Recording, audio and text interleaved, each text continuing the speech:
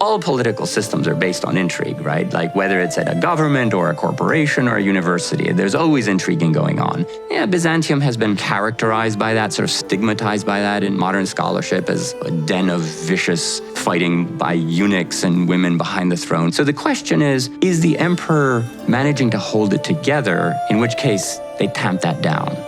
If he's not, then he's in trouble.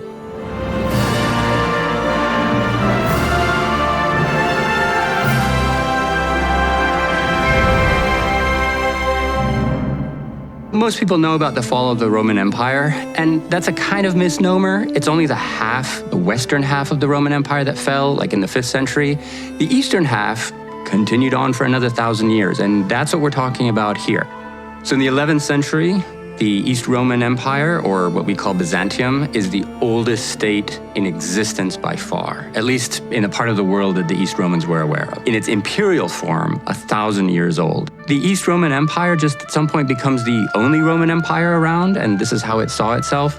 So it continues on down to 1453 when Constantinople is conquered by the Ottoman Turks. Compared to other empires in world history, it extended its citizenship to its subjects. So suddenly, the emperors are all from the provinces, the military leadership is all from the provinces, the armies are recruited in the provinces. And Rome becomes somewhat marginal, and it refers to Rome not as a city, but as a world. We use the term Byzantium, that's a modern term, but at the time they called it colloquially Romania, until it became the official name of the state by the 10th, 11th century. So treaties with foreign powers were between Romania and whoever they were making the treaty with.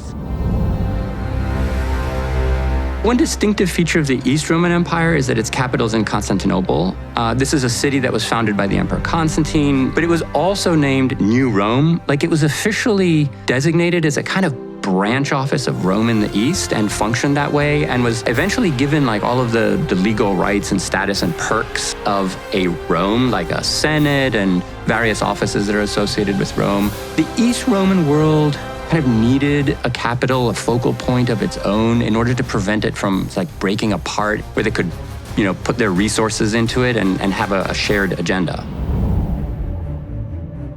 Constantinople is kind of in between the Euphrates frontier and the Danube frontier, in a very strategic location on the waterways between the Black Sea and the Mediterranean. Constantinople is very quickly fortified with walls, and these walls are off the charts. It's like a triple line of defenses with a moat, a tall wall, and an even taller wall.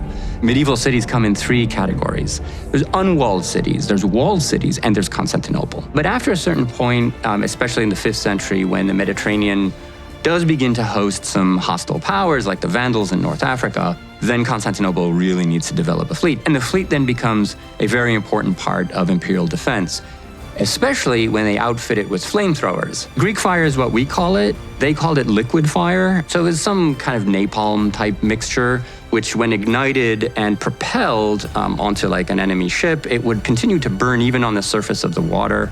Like you couldn't get away from this. You couldn't swim away, you're swimming through the fire. So another very important thing to remember about the East Roman state, or Byzantium, is that it is what I would call a proper state. In other words, in its organization and the depth and penetration of state institutions on the local level, it has a centralized bureaucracy and state institutions for collecting taxes, recruiting soldiers, the judiciary, and so forth. Byzantium has a unified law of persons. Senators and soldiers and monks and bishops and farmers, they all have slightly different rights and responsibilities, but those are modifications of a core unified system of law. It can extract a reliable annual revenue. There are very, very few tax rebellions. And the same is true about the army, and this is very, very important. The army is recruited across the territories of the state and is used to defend the entirety of the state, depending on how the high command in Constantinople decide. There is no law of succession in Byzantium, as there wasn't in the Roman Empire. There's no rule of thumb that can tell you who the next emperor is going to be. Basically, emperors have to be judging their own popularity at every time. They have to be assessing whether there is a danger for some segment of society to put up another emperor. The greatest danger comes from the armies. They can use violence to put their own candidate on the throne. But here's some statistics. There's something like 91 emperors in the millennial history of Byzantium. Something like 41% of them come to power through some kind of violence. That is a very high ratio. So dynasties are arrangements of convenience by the political system. If an emperor is popular and there's no trouble and there's no uprisings, you're not losing foreign wars, you're not taxing too much, you can confidently expect that there are not going to be many challengers, or that if there are, the armies will side with you. But if you start faltering, if you're losing wars, if you're asking for more taxes, if there's some scandal or something like that, or you offend your subjects' religious sensibilities, then it's more likely that other people are going to start sounding out for support and looking for ways to depose you. And in that case, it doesn't really matter whether you have a son who is your heir, like a dynastic heir to the throne. You can both be deposed and killed or blinded or put in a monastery, depending on the period. The first Roman dynasty in history to reach the third generation was Constantine's, 3 centuries and more after the first emperor Augustus. And very many times, the political system will appoint an emperor who is a childless old man. This is a way of making sure that there isn't a dynasty. So the main responsibilities of the emperor are defending the state from foreign aggression, maintaining law and order, making sure that the justice system is fair, and also defending and upholding orthodoxy according to tradition or as they understand tradition. So the worst case scenario for an emperor is you're facing foreign wars, possibly 2 or 3 at a time. And now, because of all of this going on, you're not sure of the loyalty of the people of Constantinople. So suppose you're an emperor and there's some potential rival, and you just want to make sure that this person will never be able to challenge you effectively. One technique that the Byzantines used was to mutilate the body of that person you suspect or you don't want to come back to the throne. So that could be blinding, it could be cutting off their nose. It makes very visible on the face of the person that he's been rejected at some point, and it's a big ask, right, to get people to support you again if you want to make a bid for the throne. It's not impossible, however. So there was an emperor in the late 7th, early 8th century, Justinian II, who had his nose cut off, and yet who did return to power. According to one source, he had a golden prosthetic nose, and that's just one of those circumstances where enough people who wanted to support his return said, we can live with that. All things Byzantine are, in a way, a combination of Roman, Greek, and Christian things. And so when, let's say, you become emperor, you can choose which of your ancestors' names to use as your main name. So you just kind of accumulate names. If you've ever seen the Emperor Hadrian's full name, I think it's something like 27 names long. You have soldiers who are paid to do mostly part-time military service, especially when there's a campaign. And then you have some full-time mercenaries like you hire from abroad, and some imperial guards, highly paid professional soldiers, and they're also full-time.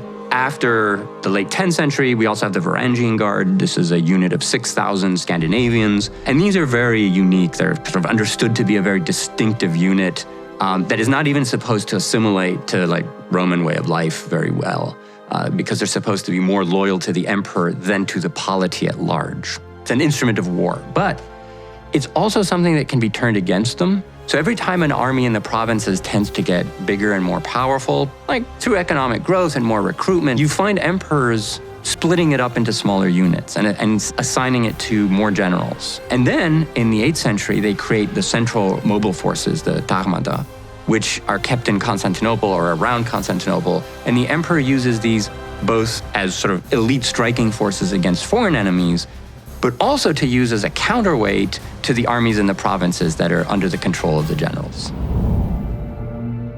There's no real nobility or aristocracy in this state in the sense of this family is designated as being superior in social status and rank to everybody else and has all of these rights. They have power and influence and wealth to the degree that they can access state offices. But for the most part, emperors like to have a very high turnover in these positions. They don't want one person accumulating too much power unless it's someone they can absolutely trust. The aristocracy in Constantinople is wealthy and powerful because of its positions, not the reverse. So sometimes this has been called a meritocracy. Other scholars call it a pseudo-meritocracy. In practice, most of these people come from backgrounds of wealth and privilege, and they're very well connected. For the most part, not in all cases.